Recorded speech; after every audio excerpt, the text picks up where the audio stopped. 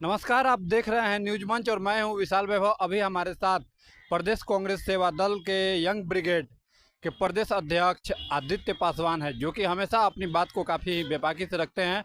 और उनसे हम जानते हैं कि इस बार लोकसभा चुनाव में जो कांग्रेस का प्रदर्शन रहा है, इसको लेकर हम इनसे बात करते हैं। और भी कुछ विभिन्न सारे मुद्दे हैं, उस पर हम इनसे बात करते हैं।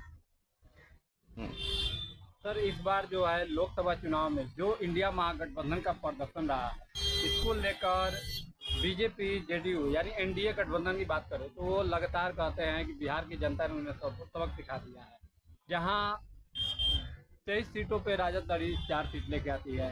कांग्रेस की अगर बात करें तो 12 सीटों पे 3 सीट। हालांकि आपका स्ट्राइक रेट बेहतर जरूर रहा है, लेकिन एनडीए हमलावर है। और उनका कहना है कि इंडिया गठबंधन को जो है बिहार की जनता ने सबक सिखाया। देखिए, पिछले 10 वर्षों में पूरे भारत की जनता देख रही है कि किस तरह से अनर्गल प्रलाप भारतीय जनता पार्टी और उसके मित्र दल करते रहे हैं।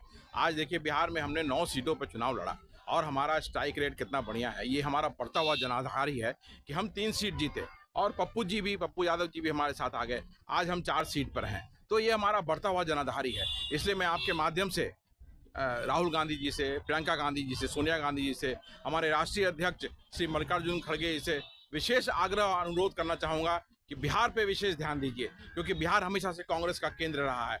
और थोड़ा सा ध्यान राहुल गांधी जी यहाँ देंगे तो यहाँ की जनता का जो प्रेम हमको मिल रहा है, ये बढ़ करके कांग्रेस फिर से जो 90 के पहले के दशक में कांग्रेस यहाँ मजबूत हुआ करती थी, वो फिर से हम उस मजबूती को पा सकते हैं। इसलिए मैं आपके माध्यम से कहना चाहूँगा, राहुल गांधी जी, आप विशेष ध्यान बिहार पे दीजिए।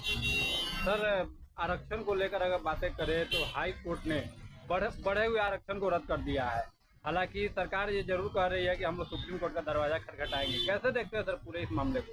नहीं, ये तो देखिए, आरक्षण जो कैपिंग जो बढ़ा यहाँ पे, और हाई कोर्ट ने जो इसको बढ़ा दिया, कम कर दिया, हटा दिया इसको, ये गलत हुआ है। ये क्योंकि ये आज के समय की मांग है, आज के समय का कॉल था कि आरक्षण का दायरा बढ़ना चाहिए था। और जो हमारी संख्या जिस हिसाब से है, जो हिस्सेदारी हमारी बननी चाहिए, वो संख्या के हिसाब से बढ़नी चाहिए। तो यहाँ पे अब राज्य सरकार का कर्तव्य होता है कि वो पहला तो है सुप्रीम कोर्ट में जाए। दूसरा, अगर भारतीय जनता पार्टी और नीतीश कुमार जी सही में चाहते हैं कि अनुसूचित जाति जनजाति, पिछड़ा अति पिछड़ा का कल्याण हो, वो आगे अगली पंक्ति में आए, तो विधानसभा में विधेयक पारित करा करके इसे पास करना चाहिए और देश के संविधान के 9वीं अनुसूची में इसे डाल करके इसे लागू करना चाहिए। और अगर ऐसा नहीं करते हैं तो इसका मतलब ये है कि इनकी मंशा सही नहीं है, कहते कुछ हैं, करते कुछ हैं। अगर ऐसा नहीं, अगर ये करते हैं, 9वीं अनुसूची में शामिल करने की बात नहीं होती है, तो फिर सर इस पे क्या कुछ रणनीति नहीं, इस पे देखिए, ये तो हमारे जननायक नेता श्री राहुल गांधी जी ने बहुत पहले ही कहा था कि अगर हम सत्ता में आएंगे तो पूरे देश में इसकी जनगणना होगी और 50% का जो कैपिंग है उसको हटा करके जो हमारी हिस्सेदारी है, जो हमारी संख्या है, उस हिसाब से हमारी हिस्सेदारी तय की जाएगी। और ऐसा नहीं है कि सिर्फ बिहार ये पहला राज्य है, इसके पहले भी विधेयक पारित करा करके तमिलनाडु में इसको लागू कराया गया है, तो बिहार में क्यों नहीं? उत्तर पूर्व के जितने राज्य हैं वहां पे ऑलरेडी 50% से ऊपर आरक्षण मिल रहा है, क्योंकि वहां अनुसूचित जाति जनजाति की संख्या बहुत ज्यादा है। तो जब यहाँ पे भी अगर ज्यादा है तो उस हिसाब से हिस्सेदारी मिलनी चाहिए। तो अगर ये सरकार नहीं करती है और केंद्र सरकार जब नीतीश कुमार जी के एक सशक्त समर्थन से चल रही है, तो नीतीश कुमार जी का धर्म बनता है और नरेंद्र मोदी जी का धर्म बनता है कि बिहार नहीं, पूरे देश के वंचितों, पिछड़ों, दलितों के लिए हिस्सेदारी तय करने का समय आ गया है। सर, एक आखिरी सवाल होगा। बिहार में लगातार अपराध बढ़ रहे हैं, देखा जा रहा है। हालांकि सरकार जो है, एनडीए सरकार, विपक्ष को इसका साजिश बताता है कि ये राजद की साजिश है और दलितों के भी हत्या देखने को मिल रही है। क्या कुछ कहेंगे भाई? जब सरकार अभी राष्ट्रीय जनतांत्रिक गठबंधन की सरकार है, तो ये विपक्ष कहाँ से फिर आ गया इसमें? ये तो सब देखिए, जो अनर्गल प्रलाप जो भारतीय जनता पार्टी करती है, अभी वो चालू है। उसमें तरह तरह का आक्षेप वो लगाते रहते हैं।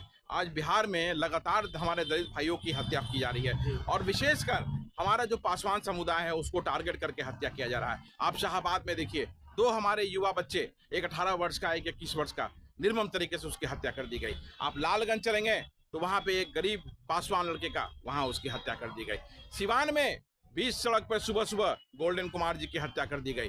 गोरिया कोठी सिवान में वहां हत्या कर दी गई। इसी तरह से पूरे बिहार में ये हत्याओं का दौर चल रहा है और सरकार मूक बधिर बन के बैठी हुई है। सरकार इस पे कोई एक्शन नहीं ले रही है और जो हत्यारे हैं पुलिस की मिलीभगत से, प्रशासन की मिलीभगत से सड़कों पर स्कॉट फ्री घूम रहे हैं। तो ये समय आ गया है कि पूरे बिहार में बदलाव की जरूरत है और ये बदलाव तभी होगा जब समाज एक होगा। तो जात पात धर्म से ऊपर उठ के मैं आपके माध्यम से कहना चाहूंगा कि एक होइए और इस सरकार को उठाइए। नहीं तो जिस तरह से आज आपके किसी मित्र की हत्या हो रही है, किसी मित्र के साथ आपराधिक घटनाएं हो रही है, कल हो सकता है वो आपके दरवाजे पे हो। तो उससे पहले इस घटना के पुनरावृत्ति होने से पहले आप फैसला लें, एकता में आए और इस सरकार को हटाने का काम करें। धन्यवाद।